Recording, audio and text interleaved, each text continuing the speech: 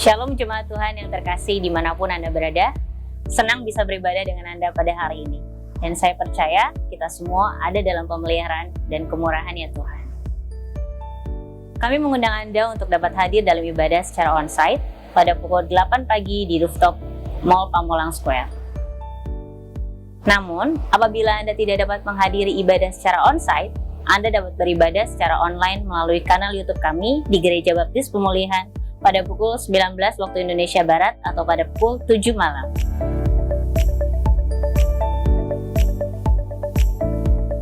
Meskipun Anda beribadah secara online, tapi saya percaya hadirat Tuhan turut hadir dan melawat dimanapun Anda berada. Bapak, Ibu, dan Saudara terkasih, mari kita terus bertumbuh bersama melalui sekolah minggu yang diadakan setiap hari Minggu pukul 10:30 pagi atau setelah ibadah. Tersedia beberapa kelas pengajaran, mulai dari kelas balita atau asuhan hingga kelas dewasa senior.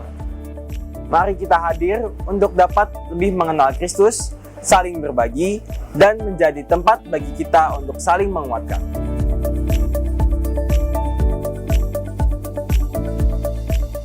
Sekolah Minggu Maju, gereja pasti bertumbuh. Kami juga mengundang Anda untuk hadir dalam ibadah doa dan penyembah secara onsite setiap hari Rabu pukul 19 atau 7 malam di rooftop Mall Pamulang Square.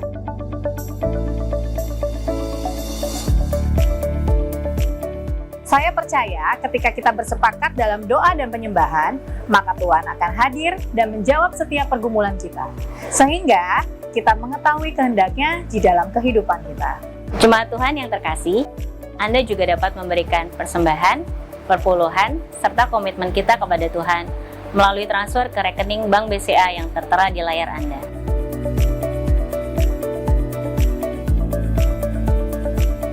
Jika Bapak Ibu Saudara melakukan transfer, jangan lupa untuk mencantumkan nomor perpuluhan, nomor komitmen, maupun persembahan khusus yang ada. Kita percaya bahwa melalui kesetiaan kita dalam mengembalikan persembahan perpuluhan menjadi bukti bahwa Tuhanlah yang terutama dalam hidup kita, melebihi dari apapun juga. Jika Bapak, Ibu, dan Saudara membutuhkan pelayanan gereja seperti pelayanan doa, pelayanan pemulihan, pelayanan keluarga, pelayanan pelepasan, atau pelayanan lainnya, Anda dapat menghubungi kami melalui nomor WhatsApp atau scan QR Code yang tertera di layar Anda.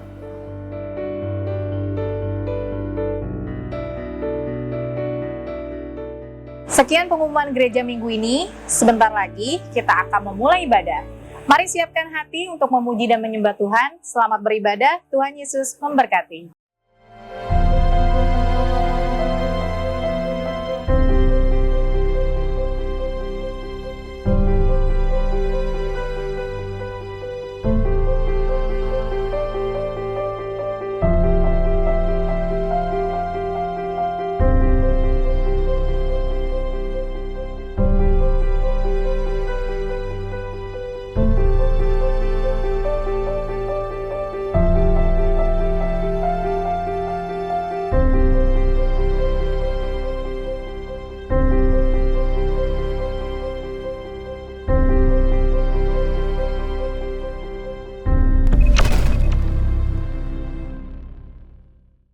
Shalom, Shalom. Selamat pagi Bapak Ibu Saudaraku terkasih dalam Yesus Kristus. Di luar hujan, ya, tidak menjadi masalah, kita tetap di sini menjadi kesegaran buat kita semua meskipun hujan.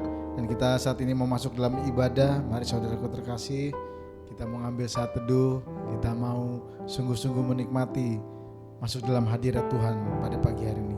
Mari saudaraku terkasih, saya undang untuk semuanya sungguh-sungguh memanfaatkan waktu ini untuk kita boleh menghadap hadirat Tuhan.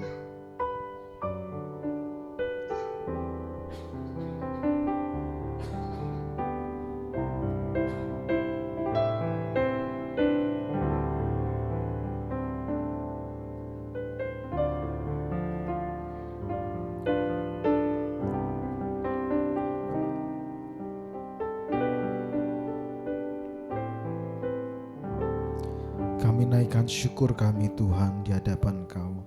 Apapun kondisi kami, apapun keadaan kami, Engkau tetap baik bagi kami.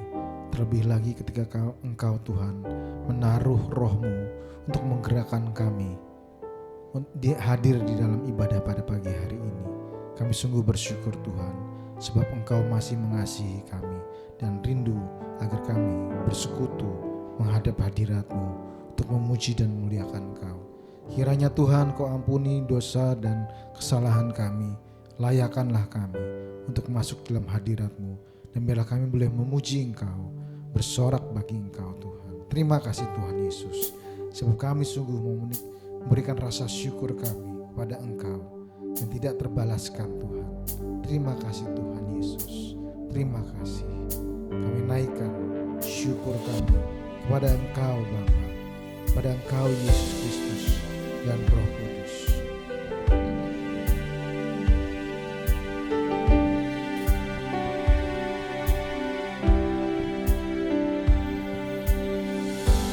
Banyak yang Kau perbuat di dalam hidupku, rancangan indahmu terjadi di hidupku. Bapa yang mengerti segala yang ku perlu, kasih-Mu sempurna nyata dalam hidupku. Ku bersyukur Bapa, ku bersyukur Tuhan, buat kasih setia-Mu di dalam hidupku. Ku bersyukur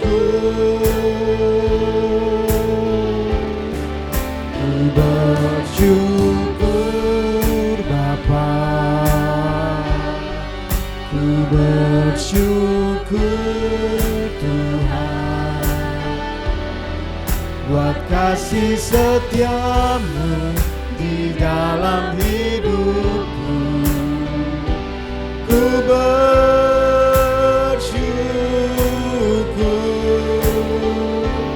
Tuhan.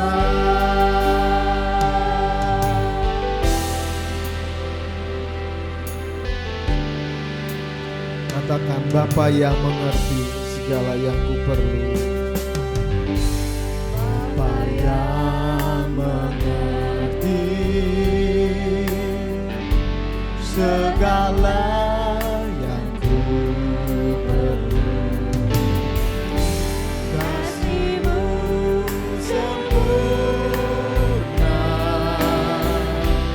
nyata dalam hidupku. Ku bersyukur Bapa, ku bersyukur Tuhan, buat kasih setia-Mu di dalam hidupku. Ku bersyukur Bapa.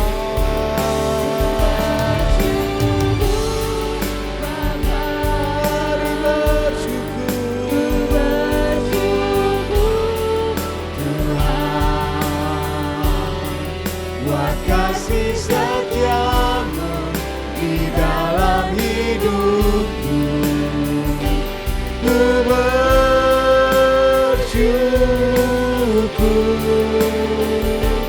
Tuhan.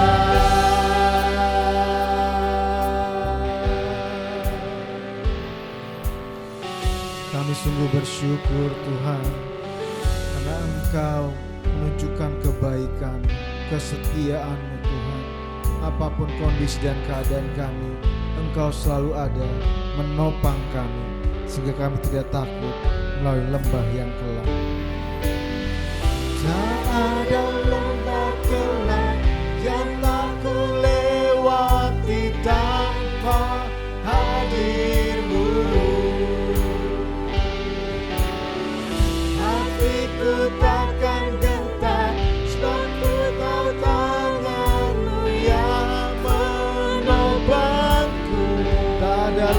gelap, tak ada lembah gelap yang tak ku lewati tanpa hadir-Mu.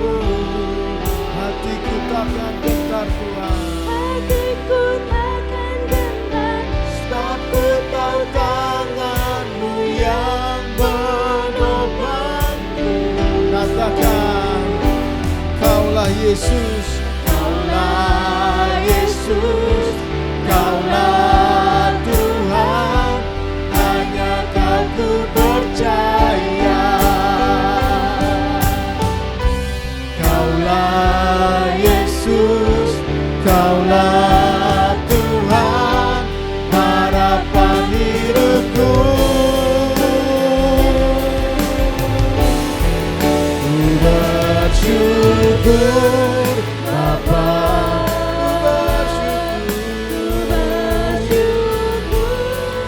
Tuhan, buat kasih setia-Mu di dalam hidupku. Ku bersyukur, ku bersyukur, Bapa,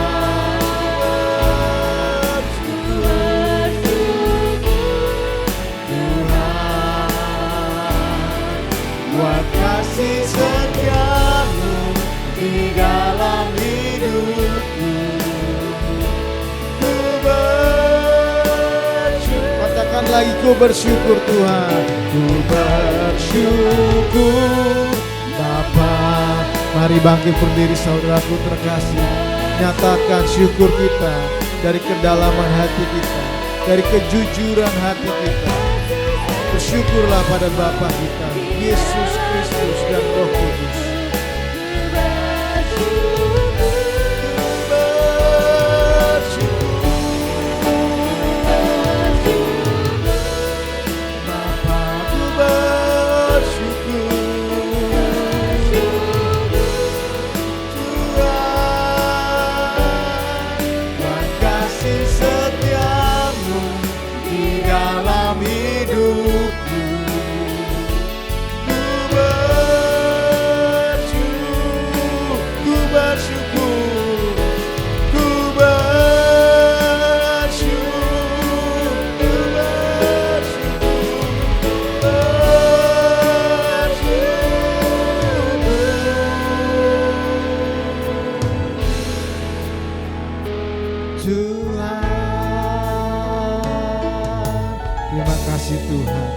Terima kasih Tuhan, Engkau luar biasa bagi kami, Engkau ada bagi kami, Engkaulah pilihan kami.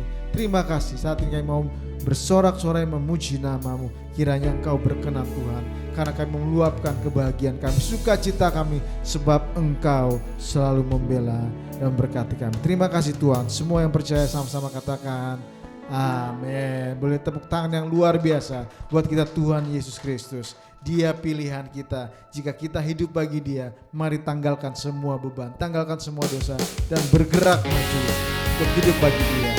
Mari bertepuk tangan.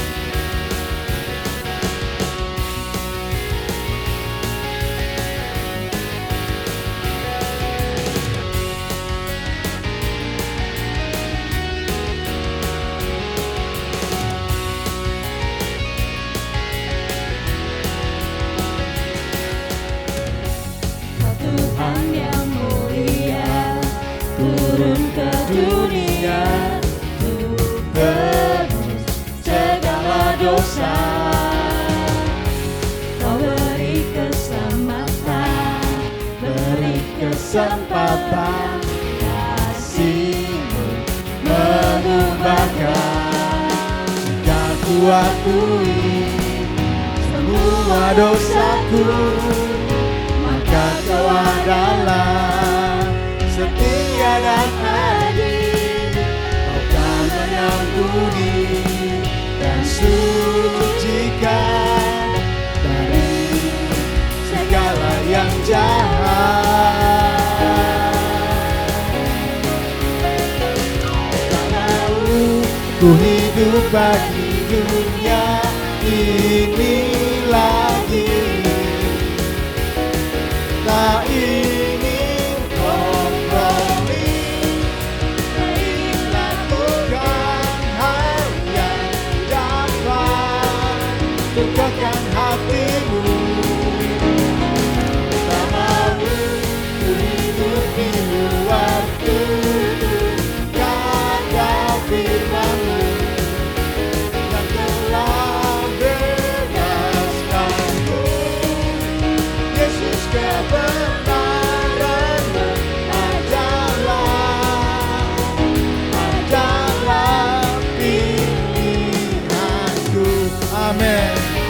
Jadikan Yesus Kristus pilihan kita.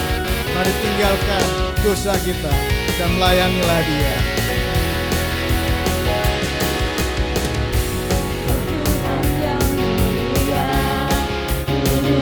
Dunia tebus segala dosa, Kau beri keselamatan, kasih-Mu mengubahkan. Jika Ku akui semua dosaku, maka Kau adalah setia dan adil. Kau kan mengampuni dan sucikan dari segala yang jahat. Tak mau ku hidup, tak mau ku hidup di dunia ini lagi. Tak ingin kompromi, tak ingin lakukan hal yang dapat bukakan hatimu.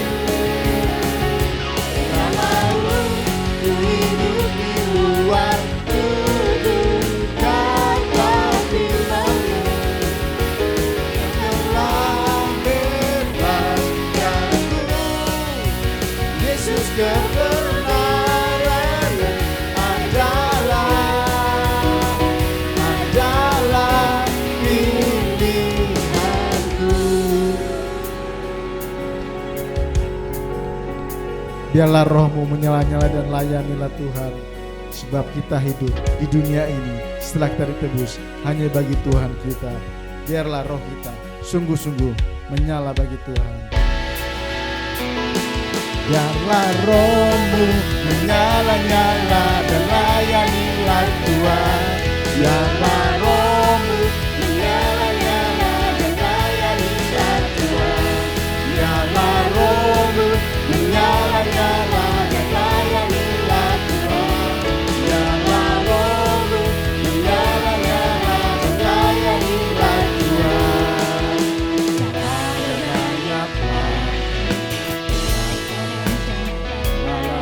Pekerjaan besar menunggu, ladang siap dituai.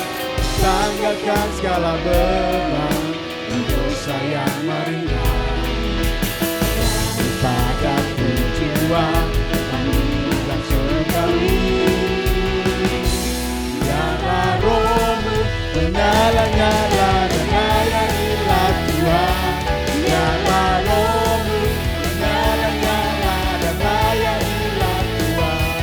Biarlah Roh-Mu menyala-nyala dan layanilah Tuhan. Biarlah Roh-Mu menyala-nyala dan layanilah. Tak ada banyak waktu, banyak waktu. Pekerjaan besar menunggu, ladang siap dituai. Tanggalkan segala beban, dosa yang meringan. Daripada tujuan panggilan surgawi. Biarlah Roh-Mu menyala-nyala dan layanilah Tuhan. Biarlah Roh-Mu menyala-nyala dan layanilah Tuhan. Biarlah Roh-Mu menyala-nyala dan layanilah Tuhan. Biarlah Roh-Mu menyala-nyala.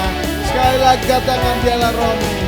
Biarlah Roh-Mu menyala-nyala dan layanilah Tuhan. Biarlah Roh-Mu menyala-nyala dan layanilah Tuhan. Biarlah Roh-Mu menyala-nyala dan layanilah Tuhan. Biarlah Roh-Mu menyala-nyala dan layanilah Tuhan. Siap melayani Tuhan.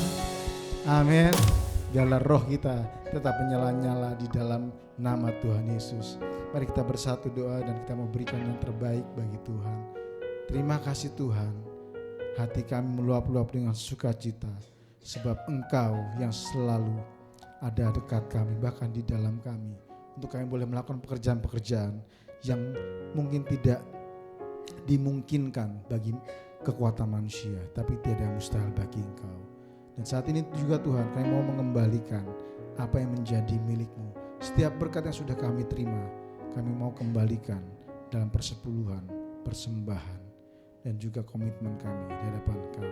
Terima kasih Bapa, di dalam nama-Mu Yesus Kristus kami berikan, kembalikan apa yang menjadi milik-Mu. Amin.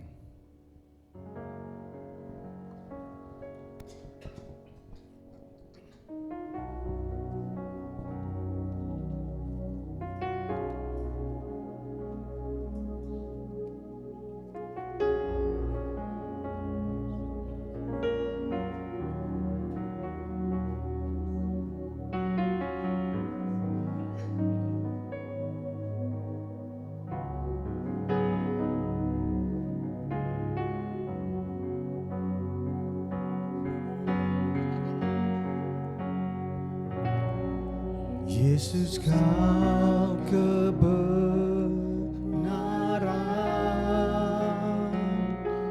yang menyelamatkanku.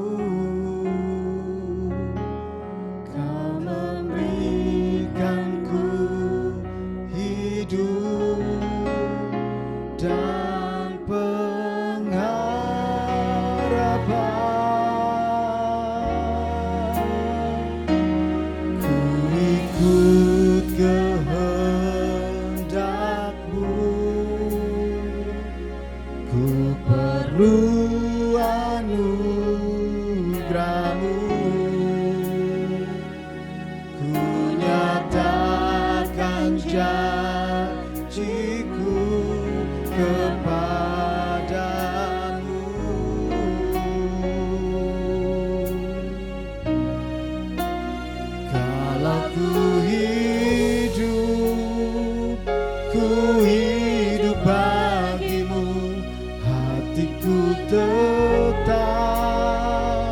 Tetap menyembah-Mu, dunia tak bisa menjauhkanku dari kasih-Mu. Selama ku hidup bagi-Mu, mataku tetap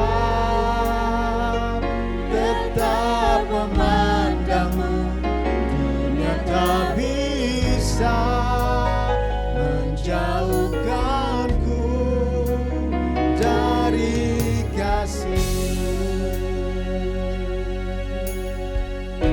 Yesus, Engkau kebenaran kami. Yesus, Kau kebenaran yang menyelamatkanku. Kau memberikanku hidup dan ku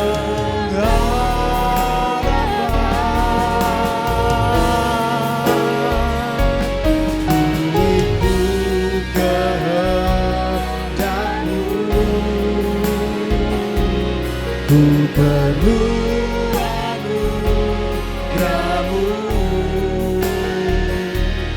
menyatakan janji-Ku kepadamu. Kalau ku hidup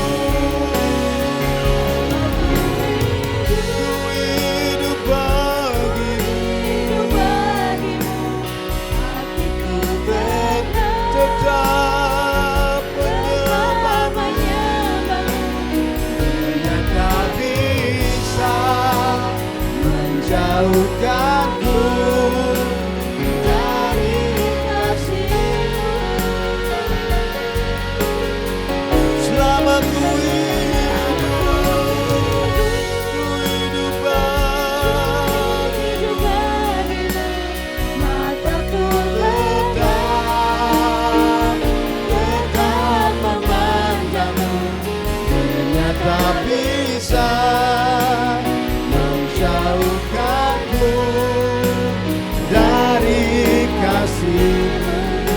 katakan karena ku hidup bagimu, hatiku tetap menyembahmu. Dunia tak bisa sana pada kata masuk mencari kasih-Mu. Selamat ku hidup bagimu, mataku tetap memandangmu. Dunia tak bisa menjauhkanmu dari kasih-Mu. Terpujilah Tuhan, Allah yang Maha Besar, Allah yang senantiasa mengasihi kami, menyertai dalam kehidupan kami. Allah yang kami percaya pada saat ini hadir di tengah-tengah kami, menerima puji-pujian bagi kami. Allah yang juga sebentar lagi akan berfirman. Biarlah Tuhan tolong kami supaya kami dapat mendengar firman-Mu. Biarlah Roh Kudus membimbing kami supaya kami dapat mengerti firman-Mu. Kami rindu Tuhan, kami sungguh-sungguh dapat terus bertumbuh iman kami, rohani kami. Bahkan kami rindu berbuah dan berdampak dalam kebenaran melalui hidup kami. Biarlah sungguh Tuhan tolong kami, sehingga firman-Mu dapat kami mengerti, dapat kami hidupi, sehingga hidup kami berdampak bagi orang-orang sekitar kami. Terima kasih Bapa di surga, dalam nama Tuhan Yesus kami menyerahkan doa kami ini. Amin.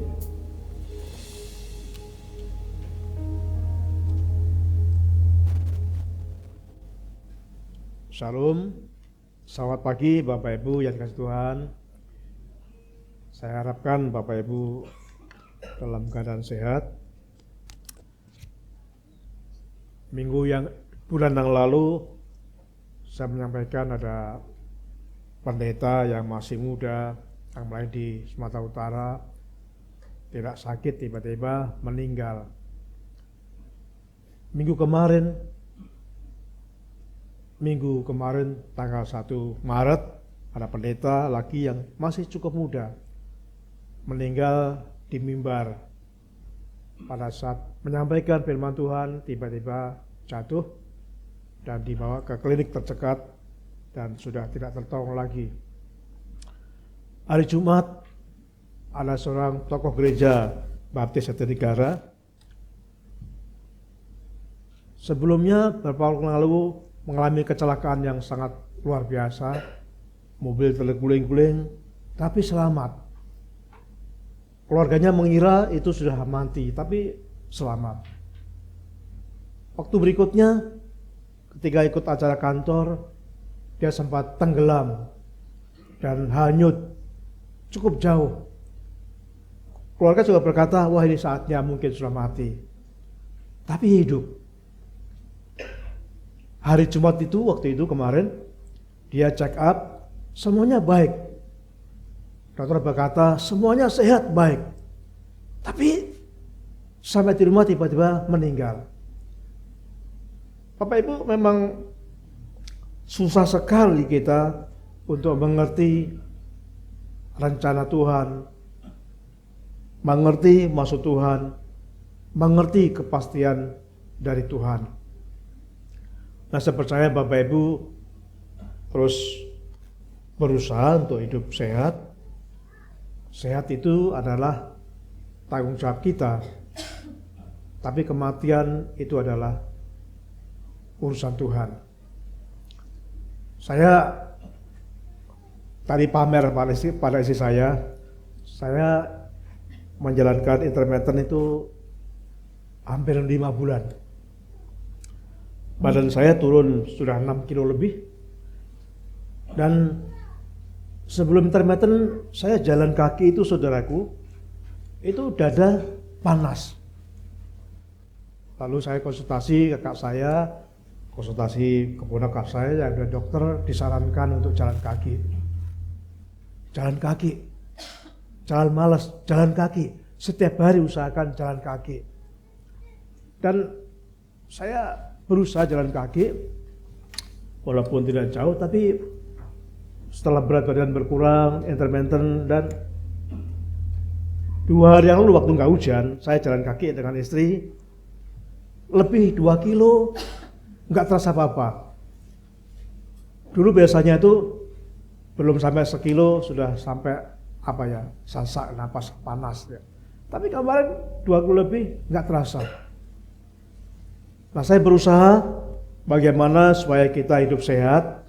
Saya berusaha untuk pola makan yang sehat.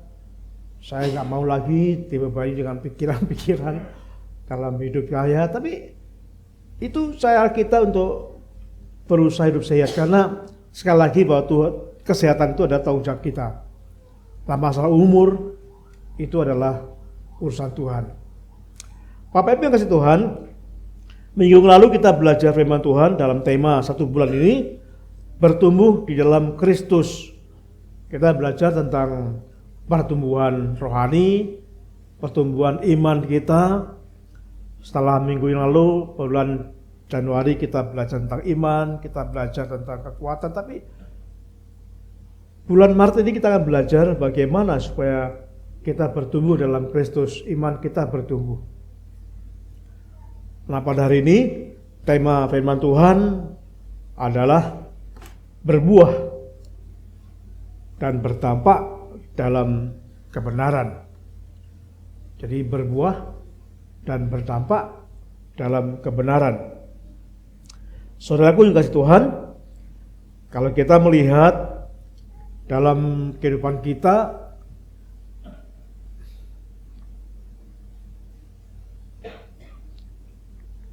seorang ibu melahirkan seorang bayi. Nggak mungkin melahirkan seorang anak muda, nggak mungkin melahirkan orang tua, nggak mungkin melahirkan. Tapi pasti awal lahir itu adalah seorang bayi, belum bisa apa-apa, masih bayi. Kemudian bayi bertumbuh menjadi kanak-kanak, kemudian bertumbuh menjadi remaja, bertumbuh terus menjadi remaja, remaja bertumbuh menjadi pemuda, pemuda tumbuh menjadi dewasa, dewasa bertumbuh menjadi orang tua, manula. Dan setelah tua berhenti bertumbuh. Tidak ada orang dewasa tumbuh gigi misalkan, mungkin malah berkurang. Jadi mentok setelah dewasa itu nggak bisa bertumbuh lagi. Nah, Tuhan menghendaki kita secara fisik akan bertumbuh sampai pada saatnya berhenti tidak bertumbuh lagi. Itu secara fisik. Tetapi saudara yang Tuhan, tidak demikian dengan rohani. Secara rohani Tuhan menghendaki supaya kita terus bertumbuh. Minggu yang lalu kita belajar bahwa Rasul Petrus menyampaikan firman Tuhan dalam surat Petrus itu, orang-orang yang mendengarkan Rasul Petrus itu adalah bukan orang yang belum percaya. Namun sungguh-sungguh orang yang sudah percaya Yesus, kemudian orang yang sungguh-sungguh sudah melaksanakan, sudah mengamalkan, sudah menerapkan kasih di antara mereka. Jadi mereka sudah percaya Yesus, mereka sudah mempraktekkan kasih itu. Bukan itu lagi, tapi mereka yang ketiga sudah merasakan kasih karunia Tuhan. Jadi secara rohani mereka luar biasa, orang hebat. Tapi Petrus berkata, hendaklah engkau bertumbuh. Jadi walaupun sudah rohaninya kuat, sudah punya iman, tapi Rasul Petrus tetap berkata, hendaklah engkau tetap bertumbuh. Artinya apa? Artinya pertumbuhan rohani ini tidak pernah berhenti. Orang yang sudah percaya Yesus setahun bertumbuh. Yang percaya Yesus 5 tahun juga harus tetap bertumbuh. Yang sudah 10 tahun tetap bertumbuh. Yang sudah 50 tahun tetap bertumbuh. Bahkan yang sudah menjadi orang Kristen 70 tahun harus tetap bertumbuh. Itu secara rohani. Jadi tidak ada batas berhenti mengalami pertumbuhan rohani. Berbeda dengan jasmani. Jasmani kalau udah tua nggak bisa bertumbuh. Tapi rohani akan tetap bertumbuh. Usianya berapapun, iman kita sudah berapapun akan terus bertumbuh. Nah, pagi hari ini kita belajar bahkan firman Tuhan berkata kita bukan hanya bertumbuh, tapi lebih dari itu harus menghasilkan buah. Kita akan baca firman Tuhan di dalam firman Tuhan yang kita nats khotbah pada hari ini, yaitu mari kita membuka firman Tuhan dalam Matius pasal yang ketiga, ayat yang ke-8 sampai ayat yang ke-10. Matius pasal 3 ayat yang ke-8 sampai 10. Bapak Ibu kalau bawa kita bisa baca dengan saya, atau kalau misalkan agak ada beda ejakannya nggak masalah ya. Matius pasal 3 ayat yang ke-8 sampai dengan 10. Kita akan baca bersama-sama. Jadi hasilkanlah buah yang sesuai dengan pertobatan.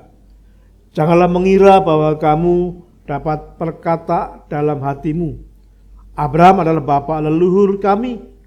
Karena aku berkata kepadamu, Allah dapat menjadikan anak-anak bagi Abraham dari batu-batu ini. Kapak sudah tersedia pada akar pohon, dan setiap pohon yang tidak menghasilkan buah yang baik akan ditebang dan dibuang ke dalam api. Saudaraku yang kasih Tuhan, jadi Tuhan menghendaki supaya rohani kita bertumbuh. Bahkan bukan hanya bertumbuh, tapi berbuah dan berdampak kebenaran. Saya percaya pada waktu kita mendidik anak kita dalam kebenaran, pasti harapan kita sebagai orang tua supaya berdampak dalam kebenaran. Kalau kita mengajarkan anak-anak kita berbuat jahat, ya pasti menghasilkan kejahatan. Kalau kita menanamkan anak-anak kita kejujuran, ya berdampak kejujuran. Jadi apa yang kita tanam, apa yang kita ajarkan, itu yang akan keluar. Nah, saudara yang Tuhan, kita belajar tentang ini. Ada dua hal yang kita pelajari pada pagi hari ini. Yang pertama, Tuhan menghendaki supaya kita berbuah. Berbuah apa? Berbuah kebenaran. Kenapa? Karena kita selalu belajar kebenaran. Firman Tuhan adalah kebenaran. Kalau kita tidak belajar firman Tuhan, mungkin buah kita bukan kebenaran. Karena kita belajar firman Tuhan, sehingga buah kita harus buah kebenaran. Kita akan buka firman Tuhan yang kita baca pada pagi hari ini di dalam tadi Matius pasal yang ketiga ayat yang ke-8. Saudaraku, saya ingin mengulang kembali. Mari kita perhatikan kalimat yang saya cetak dengan warna merah. Itu menggambarkan tentang buah dalam Matius pasal yang ke-3 ayat yang ke-8. Jadi hasilkanlah buah. Tuhan Yesus berkata hasilkanlah, itu suatu perintah. Bukan nasihat, tapi hasilkanlah buah yang sesuai dengan pertobatan. Ayat 10. Kapak sudah tersedia pada akar pohon, dan setiap pohon yang tidak menghasilkan buah yang baik pasti ditebang dan dibuang ke dalam api. Bapak Ibu yang kasih Tuhan, seorang petani ketika menanam tanaman buah, pasti yang diharapkan adalah buah. Waktu Tuhan memberikan firman-Nya, memberikan perintah pada kita untuk belajar firman-Nya, pasti akhirnya supaya kita berbuah. Berbuah dari apa? Dari yang kita pelajari. Supaya kita berbuah kebenaran. Sebab yang kita pelajari adalah kebenaran. Nah, pada waktu ayat yang ke-15 ini dikatakan, yang tidak menghasilkan buah akan ditebang. Tuhan gak suka. Tuhan sangat marah. Tuhan gak menginginkan kalau kita gak berbuah.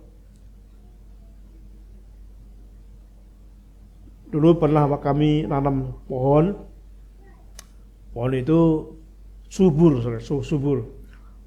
Daunnya tumbuh, rimbun, dan subur. Tapi sudah waktunya berbuah, tidak berbuah. Bahkan pohon-pohon yang lain yang saya lihat sudah lebih lama pohon kami, itu pohon lama itu sudah berbuah, tapi pohon kami nggak berbuah. Nah, waktu itu saya mengambil semacam parang itu ya, dan ternyata supaya berbuah ada syaratnya, supaya dipotong.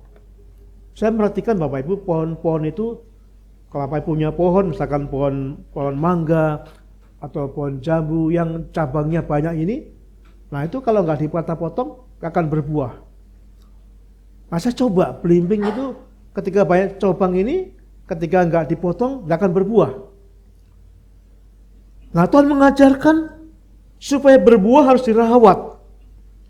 Salah satunya yaitu membuang ranting-ranting yang nggak berbuah, yang mengurangi itu. Jadi kita harus mengusahakan supaya kita sehat, supaya rohani kita sehat dan akhirnya bisa mengeluarkan buah. Karena Tuhan sangat menghendaki akan buah itu. Nah, kita lihat di sini ada dua macam buah yang Tuhan inginkan. Yang pertama dikatakan dalam firman Tuhan ini adalah buah tentang pengudusan, buah pertobatan. Firman Tuhan yang kita pelajari harus menghasilkan pertobatan. Kalau kita belajar firman Tuhan, tidak ada gunanya jikalau gunanya hanya kita hafal Alkitab. Gunanya hanya kita mengerti firman Tuhan, tetapi kalau nggak ada pertobatan itu nggak ada gunanya. Sebab itu Tuhan mengajarkan, Tuhan berikan perintah supaya menghasilkan buah pertobatan atau buah kekudusan, pertubusan. Ada perubahan dalam hidup kita. Jadi selama hidup kita belajar firman Tuhan, tujuannya supaya ada penguruban, ada perubahan dalam hidup kita.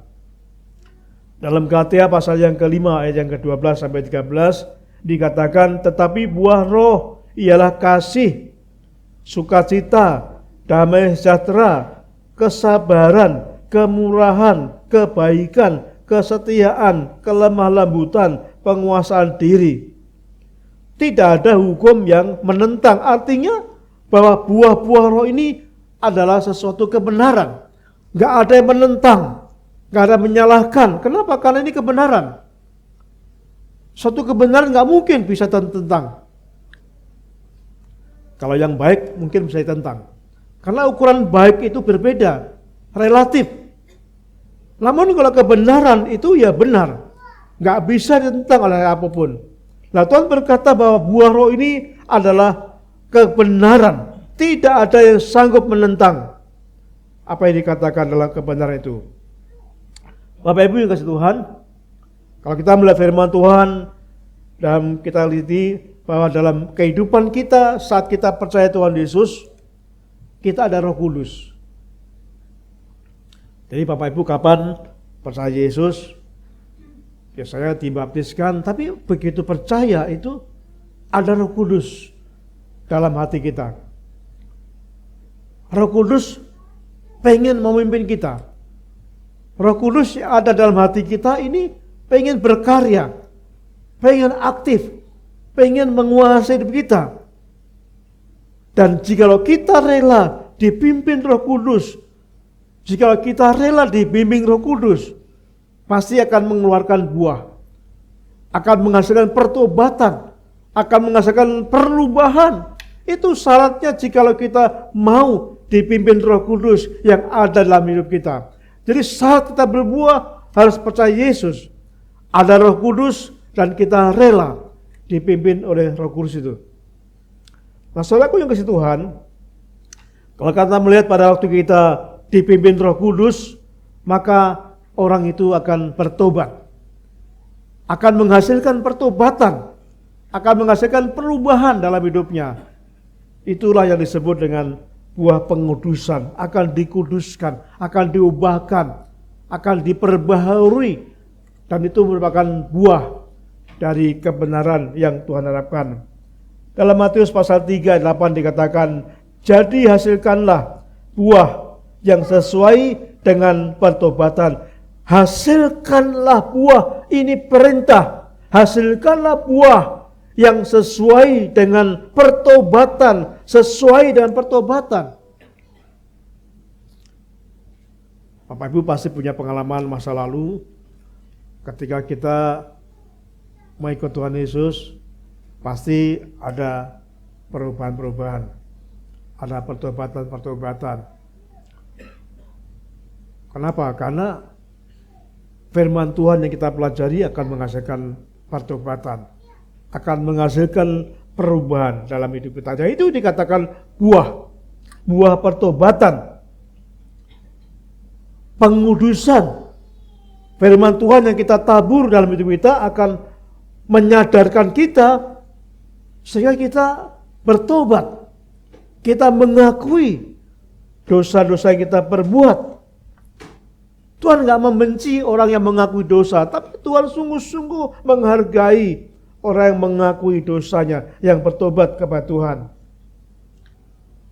Makin hari, orang yang percaya Yesus, orang yang belajar firman Tuhan, pasti makin hari hidupnya makin benar. Saya punya teman, dulunya dia sangat suka bohong gitu ya, suka mencuri, mengambil barang orang lain, suka benci. Tapi nggak sampai setahun saudaraku, saya melihat teman saya ini berubah drastis. Ada perubahan luar biasa. Dia nggak mau bohong lagi, dia jujur sekali. Dan dia benar-benar mengakui kesalahannya.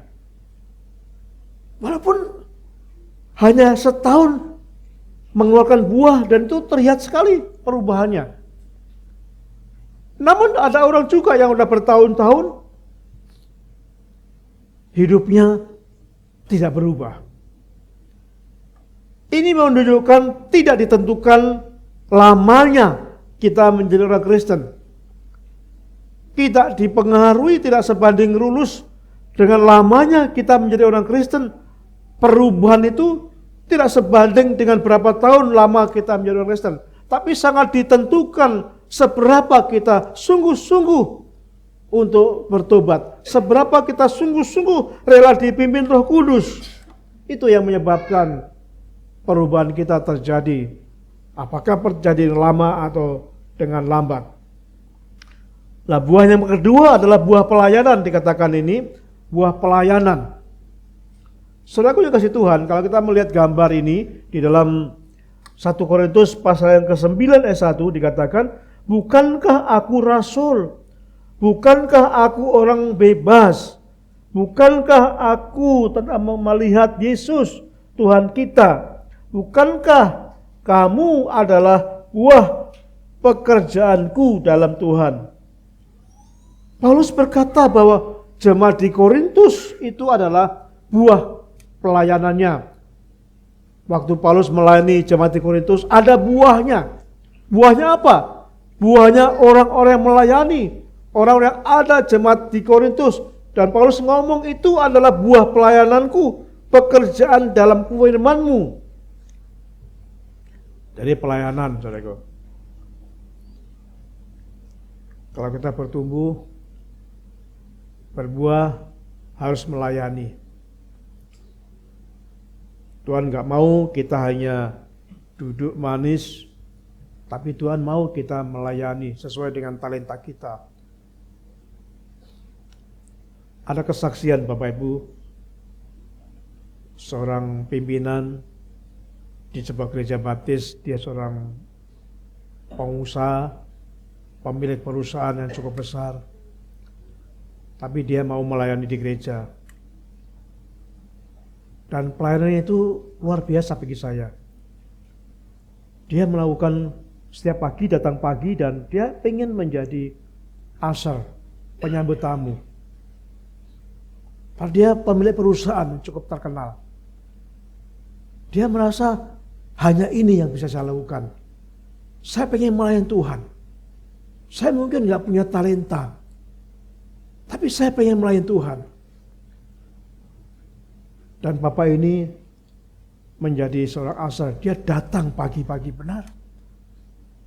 Padahal dia seorang pemilik perusahaan. Dia usher. Dia menyambut setiap jemaat yang datang dengan senyumannya.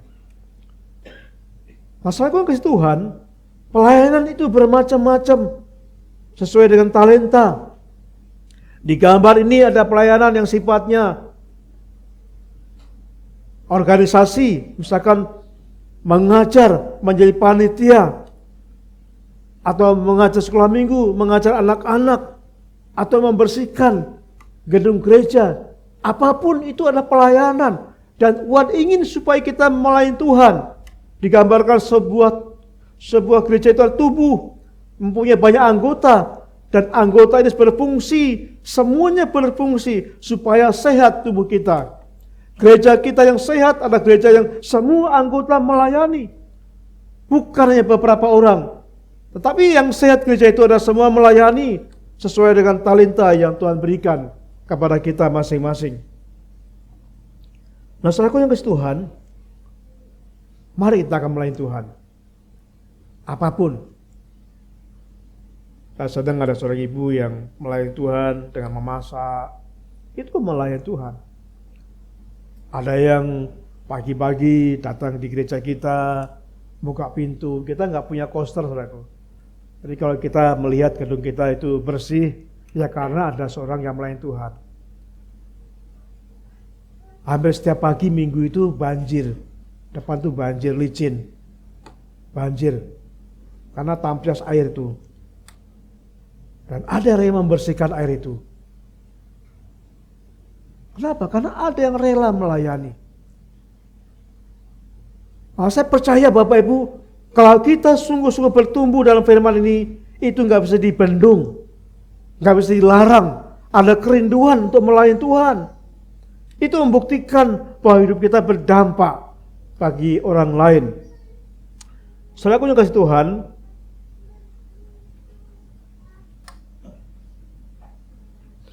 ada seorang anak ya. Seorang anak itu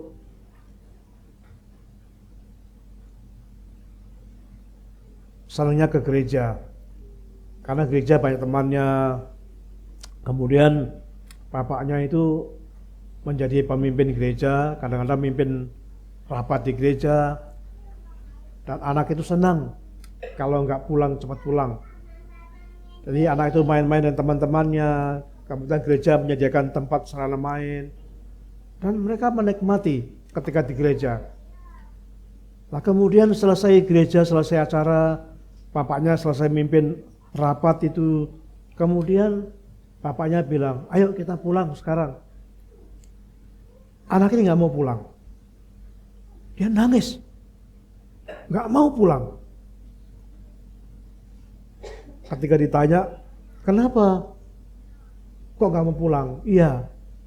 Karena bapak saya ini, saya senang menjadi bapak kalau di gereja. Bapak saya ini baik kalau di gereja. Kalau di rumah, sangat galak, marah. Nah, kita melihat bahwa ini suatu contoh.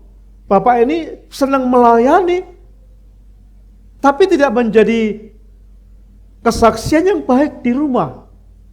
Ada seorang yang rajin melayani di gereja, tetapi di rumah tidak menjadi kesaksian bagi keluarganya. Ada seorang ibu yang di gereja memulai pelayanan sangat baik. Tapi di rumah dia sangat berani dengan suaminya. Ada seorang bapak juga demikian. Dia senang melayani di gereja dengan penuh kasih. Tetapi ketika di rumah dia sangat jahat kepada anak-anaknya. Ini kenapa? Karena dia bertumbuh, pertobatannya bagus. Pertobatannya nggak bagus, tapi pelayanannya bagus. Ada banyak orang seperti itu. Ada orang-orang yang dia bertobat, ada perubahan-perubahan dalam hidupnya. Tapi sebaliknya, dia tidak mau melayani Tuhan. Ada orang yang hidupnya baik, tetapi nggak mau melayani Tuhan. Tetapi sebaliknya, ada orang pelayanannya baik di gereja, tapi hidupnya tidak baik, tidak menjadi kesaksian bagi keluarga dan orang lain. Jadi yang Tuhan inginkan apa, saudaraku? Yang Tuhan inginkan adalah kedua buah itu harus seimbang. Ada perubahan, buah pengudusan terjadi dalam kehidupan kita. Ada pertobatan supaya kita menjadi saksi yang baik dalam keluarga, menjadi saksi yang baik tengah-tengah pekerjaan saudara dan saya. Tetapi juga seimbang, juga ada perubahan, ada buah apa? Buah pelayanan. Kita melayani di gereja harus seimbang. Yang Tuhan inginkan adalah keseimbangan antara buah pertobatan dan buah pelayanan itu.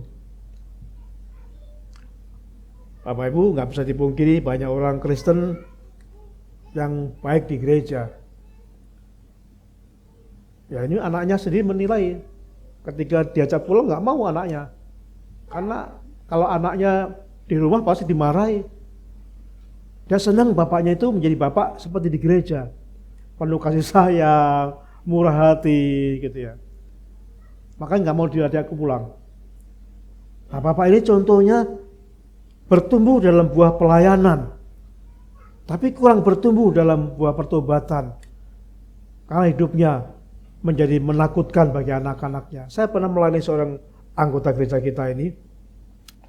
Anggota gereja kita dulu tuh dia bersaksi dan kami layani. Begitu bapaknya itu pulang malam naik motor. Dan biasanya sebelum bapaknya pulang, anak-anaknya, dua anak ini main-main. Sukacita, penuh happy. Sangat bahagia.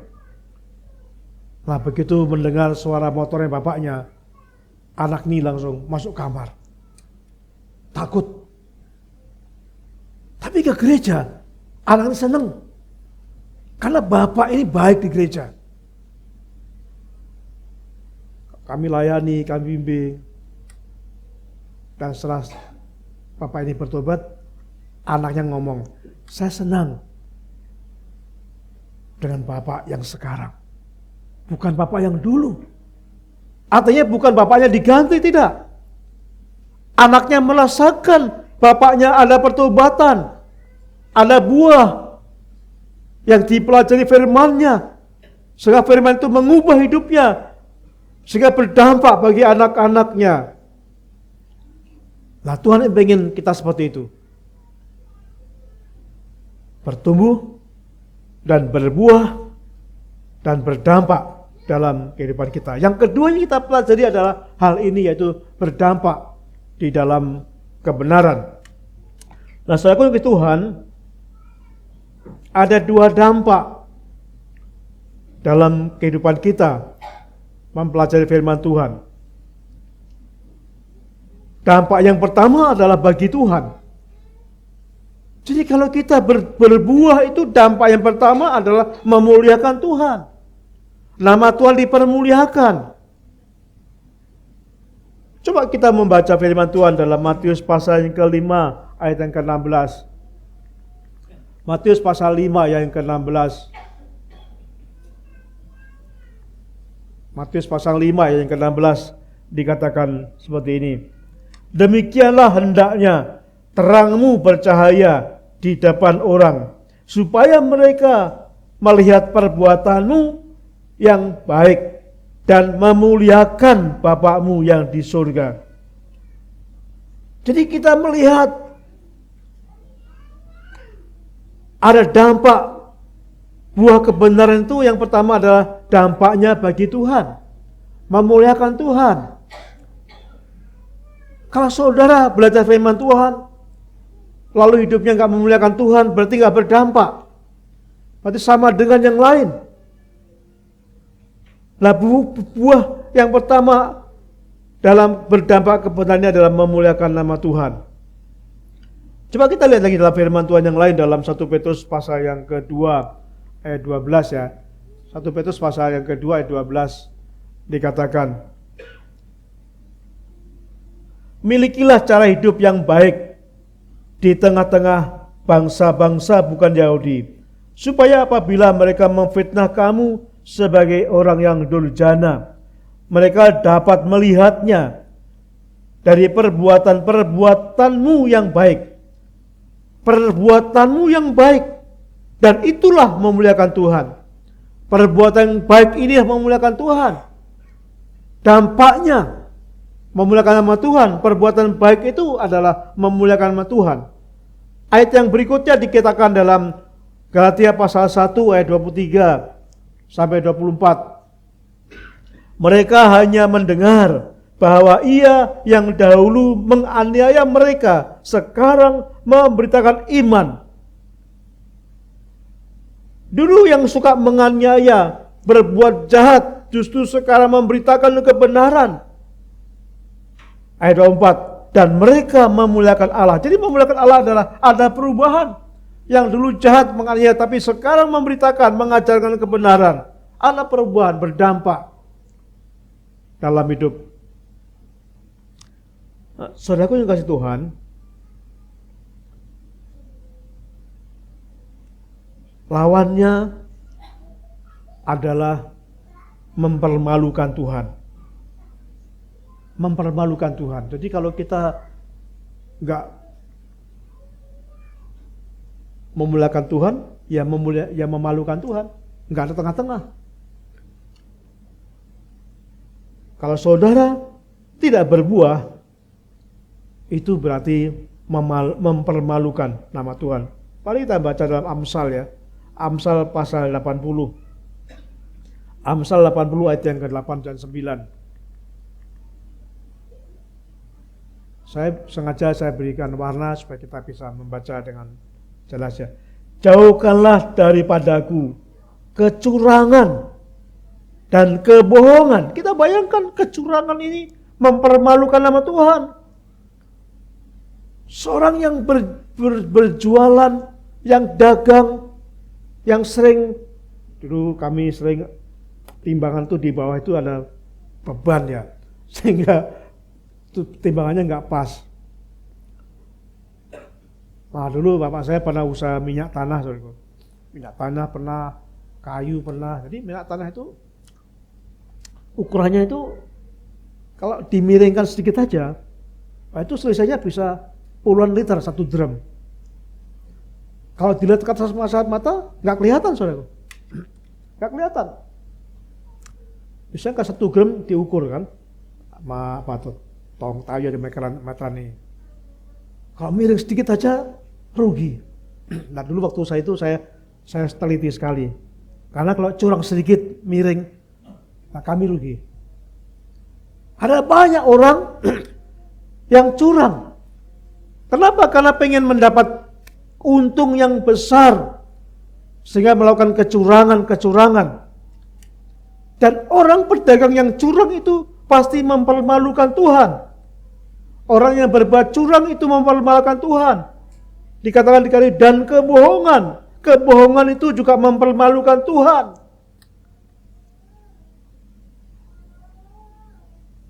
Jangan berikan kepadaku kemiskinan atau kekayaan. Biarkanlah aku menikmati makan yang menjadi bagianku. Kecurangan mempermalukan nama Tuhan. Kebohongan mempermalukan nama Tuhan. Ayat 9. Supaya kalau aku kenyang, aku tidak menyangkalmu dan berkata, siapa Tuhan itu? Atau kalau aku miskin, aku mencuri dan mencemarkan nama Tuhan. Orang yang mencuri itu jelas memalukan, mempermalukan Tuhan, mencemarkan nama Tuhan. Jadi hanya dua pilihan. Apakah kita ingin memalukan, mempermalukan Tuhan dengan berbuat yang tidak benar? Atau kita akan memuliakan nama Tuhan dengan melakukan yang benar? Tidak tengah-tengah. Saya percaya Bapak Ibu pasti ingin memuliakan nama Tuhan. Dan itu adalah buah-buah dalam kehidupan kita. Jadi buah itu pertama berdampak bagi Tuhan, memuliakan nama Tuhan. Dan yang kedua, saudaraku, ini adalah buah itu berdampak dalam hidup kita pribadi masing-masing. Dalam firman Tuhan yang kita baca ini, Tuhan memberikan upah. Di dalam 1 Korintus pasal 15 ayat yang ke-58, 1 Korintus pasal 15 ayat yang 58 dikatakan, karena itu saudara-saudaraku yang kekasih, berdirilah teguh, jangan goyah, giatlah selalu dalam pekerjaan Tuhan, sebab kamu tahu bahwa dalam persekutuan dengan Tuhan, jerih payahmu tidak sia-sia. Saudara, setiap pekerja patut mendapatkan upah. Kalau kita melayani Tuhan, Tuhan pun akan memperhitungkan. Upah itu bisa diberikan pada saat kita masih hidup. Ada banyak orang yang karena setia melayani Tuhan, hidupnya diberkati Tuhan. Saya melihat beberapa orang yang waktu itu dia hidup melayani Tuhan. Ada yang membersihkan gedung gereja sebagai koster, tapi diberkati Tuhan. Ada banyak pendeta-pendeta yang dulu koster di gereja, sekarang menjadi pendeta yang hebat. Diberkati Tuhan. Anak-anaknya diberkati Tuhan. Anak-anaknya menjadi dokter. Ada menjadi pengacara, diberkati Tuhan. Karena jerih payahnya melayani Tuhan. Tuhan memperhitungkan. Karena seorang pekerja itu layak mendapat upahnya. Kalau kita bekerja di ladang Tuhan, Tuhan akan memberikan upahnya pada kita. Tetapi upah yang benar, yang terbesar, itu akan diberikan pada saat masa penghakiman terakhir. Upah yang sebenarnya, upah yang bukan materi akan diberikan kepada kita pada saat kita sebelum masuk surga, pada saat kita menghadapi pengadilan terakhir. Tuhan akan berikan upah. Di gambar itu ada gambar ini, saudaraku, itu pada waktu bagaimana Tuhan berikan upah ya. Memberikan mahkota, ada banyak mahkota yang akan Tuhan berikan pada kita. Pasti membanggakan. Mungkin kita nggak memikirkan itu. Mungkin kita nggak ngerti, tapi pasti bayangkan bagaimana kalau Tuhan panggil kita, lalu Tuhan memberikan mahkota, memberikan upah kepada kita. Masuk surga bukan upah. Masuk surga itu adalah anugerah.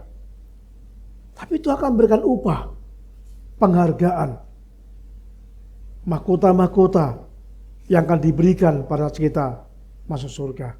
Ada kebanggaan.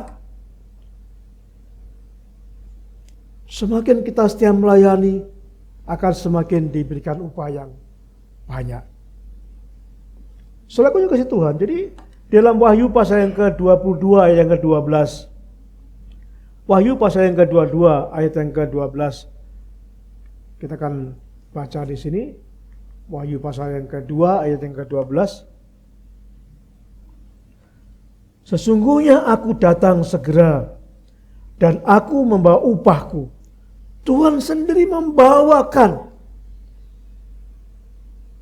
upah Sudahlah kita melayani Tuhan. Tuhan perhitungkan. Tuhan menghargai. Apapun pelayan kita, Tuhan menghargai pelayan kita. Mungkin manusia menghina kita.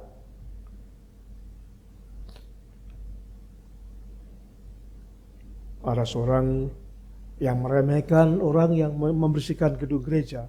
Apa tuh? Kamu bisanya yang membersihkan gedung gereja. Meremehkan, tapi Tuhan menghargai itu. Ada orang yang bisanya mungkin hanya ngelap-ngelap kursi. Diremehkan, tapi Tuhan menghargai. Setiap pelayanan kita, Tuhan menghargai. Nah, saya punya kasih Tuhan, apa? Pelayanan apa saja yang mendapatkan upah dari Tuhan? Mari kita baca dalam yang pertama adalah orang yang menolong orang susah, orang yang menolong orang miskin, orang yang menolong orang yang lapar, orang yang menolong orang yang kekurangan, dan lain-lain penderitaan mereka, itu yang akan diberikan upah Tuhan. Kita jangan remehkan orang yang kekurangan. Kalau kita menolong orang kekurangan, kalau kita menolong orang yang gak bisa makan, orang yang gak bisa menikmati fasilitas enak, kita menolong mereka, Tuhan akan memberikan upah kepada kita. Mari kita membaca dalam Matius pasal yang ke-5, Matius pasal 25, ayat yang ke-34 sampai 40. Sebab ketika aku lapar, perhatikan. Sebab ketika aku lapar, kamu berikan aku makan. Ketika aku haus, kamu memberikan aku minum, dan seterusnya. Ketika aku gak punya tumpangan, kamu memberikan tumpangan, dan seterusnya. Perhatikan yang 40. Sesungguhnya segala sesuatu yang kamu lakukan untuk salah satu seorang dari saudaraku yang paling hina ini. Siapa yang paling hina? Yang mereka tidak bisa makan, yang mereka menderita, yang mereka mengalami kekurangan. Kalau kita melakukan kepada mereka, itu sama dengan kita melakukan untuk Tuhan. Kita memberi utang Tuhan. Dan Tuhan akan membayar nanti. Jangan remehkan orang-orang yang menderita. Jangan remehkan orang yang hina. Karena mereka adalah selalu diperhatikan Tuhan. Dan yang pertama yang Tuhan berikan adalah, jika pelayan kita adalah pelayanan orang yang sungguh-sungguh membutuhkan orang kita. Membutuhkan orang yang sedang sakit, orang sedang lapar, orang sedang kekurangan. Kalau kita memberikan sesuatu, berarti kita memintangi Tuhan, dan Tuhan akan membayar lunas. Dan yang kedua, siapa lagi yang ditolong, yang akan dihargai Tuhan? Dikatakan di sini adalah orang yang menderita karena Kristus. Apa Ibu bisa melihat dalam Matius pasal 5 ayat 11 dan 12. Orang yang menderita karena Kristus dikatakan dalam bacaan ini, berbahagialah kamu jika karena aku kamu dicela dan dianiaya, dan kepadamu apa itu? Apa? Dihinakan, difitnahkan. Nah, perhatikan yang ke-24, ayat yang ke-24 dikatakan, bersukacita dan bergembiralah karena upahmu besar di surga. Jadi saudaraku yang kasih Tuhan, kita melayani Tuhan itu sekarang mungkin penuh tantangan, banyak penderitaan. Tapi Tuhan memperhatikan saudara. Upah kita besar di surga. Ini bukan menghibur saja, tapi benar Tuhan akan memberikan upah pada kita nanti. Mungkin sebagian upah itu sudah diberikan kita pada saat ini. Seperti tadi contohnya, kita diberkati, anak-anak kita diberkati. Tapi yang upah yang terbesar adalah upah yang tidak diukur dengan harta. Dan itu jauh lebih besar nilainya. Dan yang ketiga, Pelayanan macam apa lagi yang diperhitungkan Tuhan? Orang yang mendukung hamba Tuhan dalam melayani Tuhan. Dalam Matius pasal yang 10 ayat yang 41. Matius pasal 10 ayat 41. Firman Tuhan mengatakan seperti ini. Barang siapa menyambut seorang nabi sebagai nabi, ia akan menerima upah nabi. Dan barang siapa menyambut seorang benar sebagai orang benar, ia akan menerima upah yang benar. Jadi sewaktu kita menyambut hamba Tuhan, pelayan hamba Tuhan, kita akan mendapatkan upah.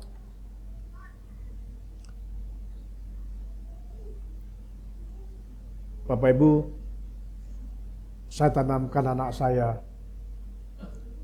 hargai pendeta. Dimanapun kalian beribadah, hargai pendeta. Jangan sampai menentang pendeta, karena pendeta itu diurapi Tuhan. Hargai. Kalau pendeta salah, biar Tuhan yang tegur pendeta itu, jangan kau. Kenapa? Karena firman ini berkata,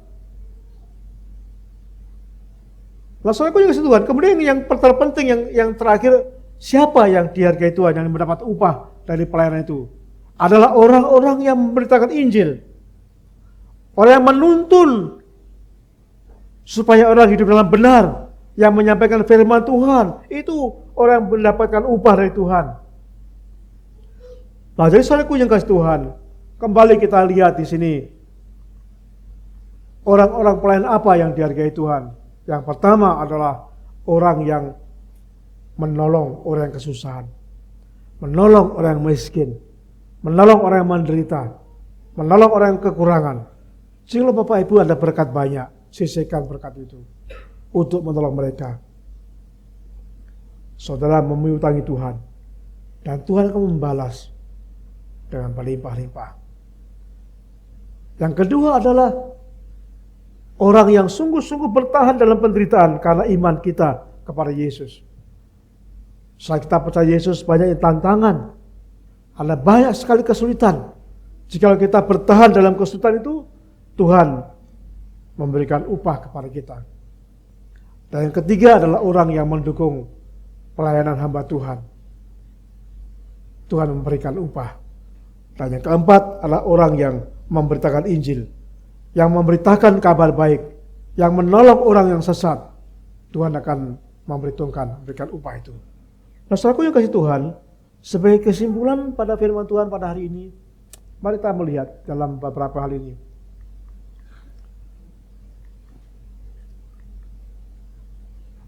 Kesimpulannya, Tuhan Yesus mengharapkan kita berbuah. Renungkan saudaraku. Tuhan tidak hanya mengharapkan kita bertumbuh, tapi Tuhan lebih dari itu. Tuhan mengharapkan kita berbuah, mengeluarkan buah pertobatan, menghasilkan buah pelayanan. Hidup kita diubahkan, ada pertobatan, dan kita melayani Tuhan. Itu buah yang Tuhan harapkan. Dan buah itu adalah buah yang berdampak untuk kemuliaan Tuhan, dan juga berdampak untuk kehidupan kita. Bagi kita, Tuhan akan memberikan upah dari tiap-tiap orang yang berbuah dan berdampak dalam kebenaran itu. Saya mengharapkan kita akan terus berbuah, dan berdampak di dalam kebenaran. Dalam nama Tuhan dipermuliakan, dan biarlah kita mendapatkan upah yang sungguh-sungguh diberikan kepada Tuhan bagi kita. Amin. Bapa, kami bersyukur untuk firman-Mu pada pagi hari ini. Ampuni kami Tuhan, mungkin kami sudah lama kami mengikut Tuhan. Sudah lama kami belajar firman-Mu. Jikalau sampai saat ini kami belum berbuah, saya bersyukur ada kesempatan bagi kami ke depan untuk kami berbuah. Biarlah Roh Kudus yang ada dalam hidup kami akan membimbing kami, dan biarlah kami siap dipimpin Roh Kudus sehingga kami mengeluarkan buah-buah dalam hidup kami. Ada buah pertobatan dalam hidup kami. Ada buah pelayanan, kami melayani Tuhan. Dan biarlah buah-buah itu akan berdampak untuk memuliakan Tuhan dan juga berdampak untuk pribadi kami. Kami akan mendapatkan upah yang luar biasa dari Tuhan. Terima kasih Bapa atas firman-Mu pada pagi hari ini. Biarlah kami terus bertumbuh, berbuah, berdampak dalam hidup kami. Terpujilah nama-Mu Bapa. Kami rindu terus menyenangkan-Mu Tuhan. Kami rindu terus Tuhan bentuk hati kami, supaya kami benar-benar dibentuk Tuhan dan bertumbuh dan berbuah dalam kebenaran. Terima kasih. Dalam nama Tuhan Yesus kami menaikkan doa ini. Amin. Tanyakan pujian ini. Saya ingin Bapak Ibu menjadi kerinduan kita semuanya, menyenangkan hati Tuhan. Hanya itu Tuhan kerinduanku, menyenangkanmu. Hanya itu kerinduanku. Mari kita menyenangkan Tuhan. Karena itu bukti bahwa kita berbuah dalam kebenaran.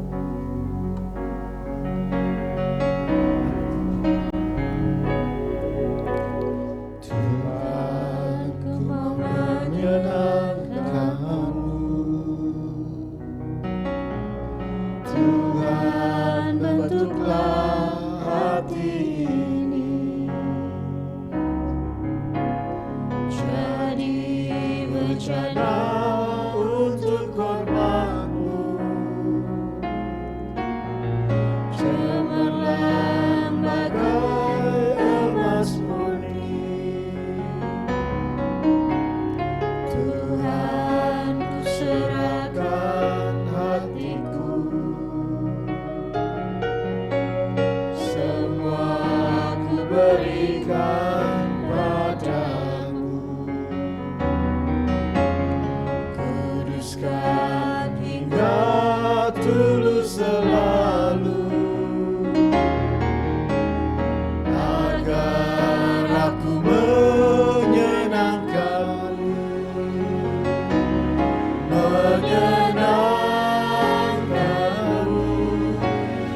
Senangkan-Mu. Hanya itu kerinduanku. Menyenangkan-Mu, senangkan hatiku. Hanya itu kerinduanku.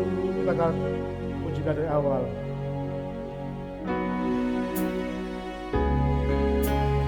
Tuhan, ku mau menyenangkan-Mu. Tuhan, bentuklah hati ini jadi bejana untuk hormat-Mu. Cemerlang bagai emas. Katakan dari awal, Tuhan, ku mau menyenangkan-Mu. Tuhan, ku mau menyenangkan-Mu. Tuhan, bentuklah hati ini jadi bejana untuk hormat-Mu. Cemerlang bagai emas Tuhan, ku serahkan hatiku. Tuhan, hatiku, semua ku berikan padamu. Kudus dan hingga tulus selalu, agar aku menyenangkanmu, menyenangkanmu, senangkanmu. Hanya itu kerinduanku, menyenangkanmu, senangkan hatimu. Hanya itu kerinduanku, menyenangkanmu, menyenangkanmu, senangkanmu.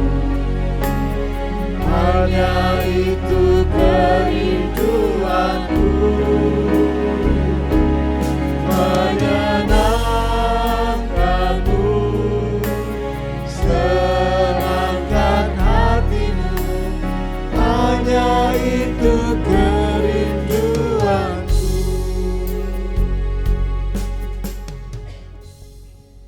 Bapa di surga, kami rindu menyenangkan-Mu, memuliakan-Mu. Ketika kami mengeluarkan buah pertobatan, perubahan hidup kami, buah pelayanan ketika kami melayani Tuhan, itu menyenangkan Engkau. Kami tidak mau Tuhan mempermalukan Tuhan. Ketika hidup kami mencemarkan nama Tuhan, berbuat dosa, kami rindu diubahkan Tuhan. Kami rindu dijamah Tuhan, diarahkan Tuhan, dibersihkan Tuhan, supaya setiap carang-carang kehidupan kami yang menghambat buah itu akan ditebang Tuhan. Biar Tuhan memperhatikan hidup kami pada saat ini, supaya kami berbuah dan berdampak dalam kebenaran. Terima kasih Bapa, kiranya Engkau memberkati gerejamu ini, supaya gereja ini akan terus bertumbuh, berbuah, menjadi kemuliaan nama Tuhan, baik secara kuantitas, jumlah Tuhan tambahkan, juga kualitas hidup kami diubahkan. Terima kasih Tuhan. Saudaraku yang kasih Tuhan, kita mengakhiri ibadah kita pada pagi hari ini. Mari berdiri bersama-sama.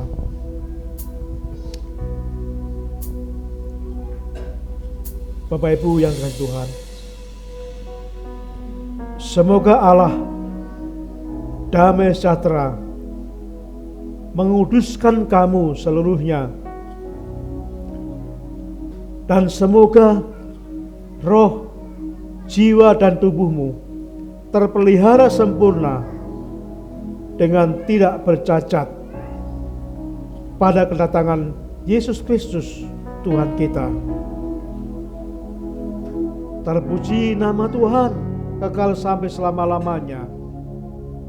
Haleluya. Amin.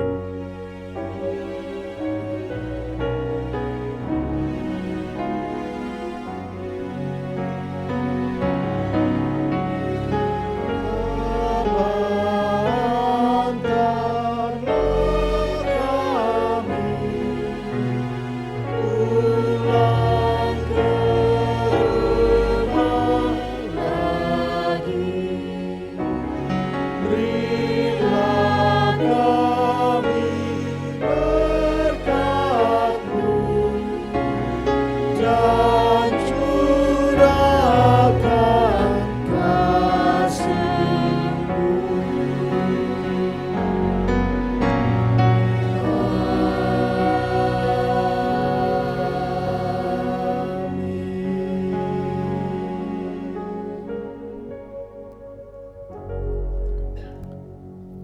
Sidang jemaat dipersilakan duduk dan mengambil saat teduh sejenak.